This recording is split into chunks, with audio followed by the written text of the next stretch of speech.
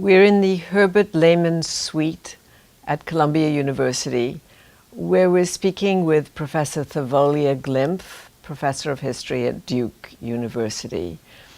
Professor Glymph is an expert on 19th century women's history, and particularly the history of enslaved and not enslaved women. Let's turn then to the piece of your work, and we'll plunge right into the piece of your work that I think makes us all smarter.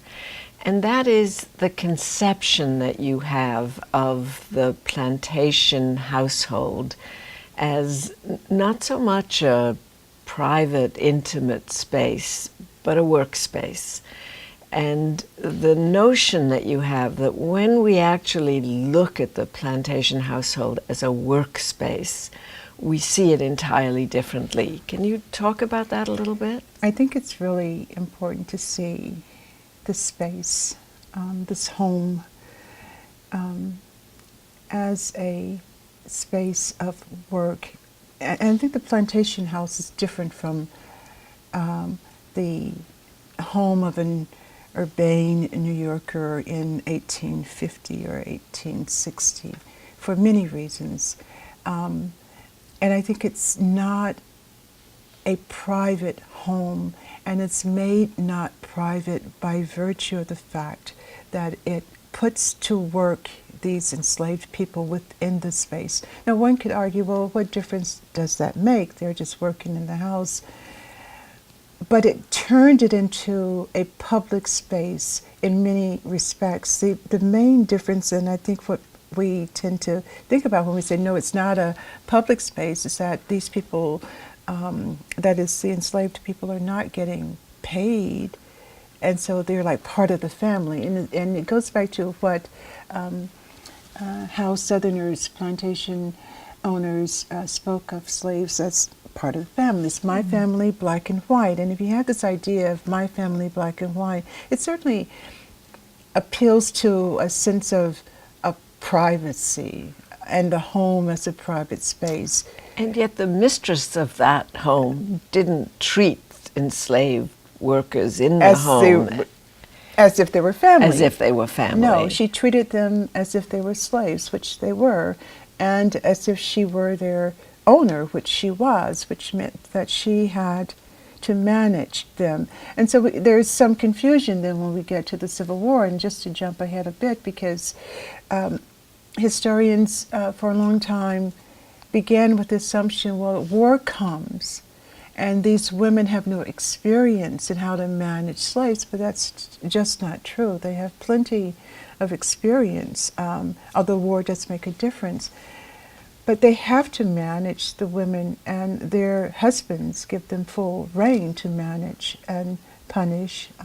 And so these households become spaces of work and spaces of the kind of violence that slavery entails, because you can't enslave people and keep them working without either using violence or threatening to use it, right? And so you don't have to beat them every day, but they have to know that you can.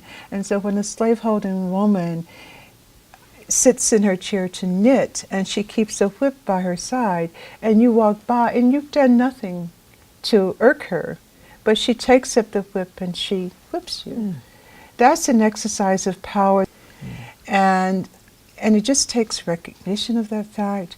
One could try to understand her position from a position of powerlessness in relationship to her husband or her father or patriarchy in general. Slaveholding women, no less than slaveholding men, and this may be not the right word, but they enjoyed the possession of power that slaveholding gave them. And by enjoyed, I'm not speaking of kind of an emotional, in an emotional way, but enjoyed the benefits of it.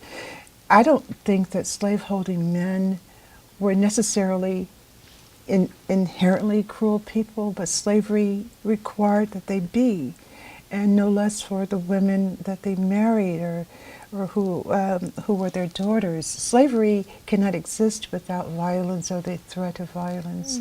And if you're going to manage slaves, because as you pointed out, they can't you can't fire them, and they can't resist except by running away or refusing to do what you ask them to do in the way you want it done.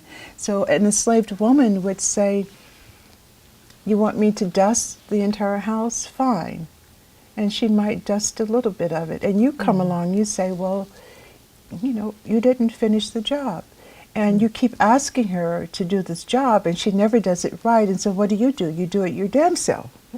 And to teach her a lesson. But you haven't taught her anything. Rather, she thinks she's taught you something.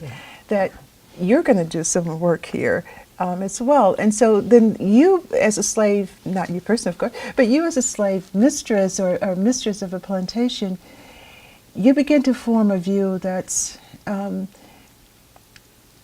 part and parcel of a larger ideology, right? That these women who work for you are lazy. They cannot understand and follow through on simple orders that you give them.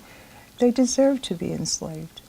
And they, on the other hand, think, well, we taught her something.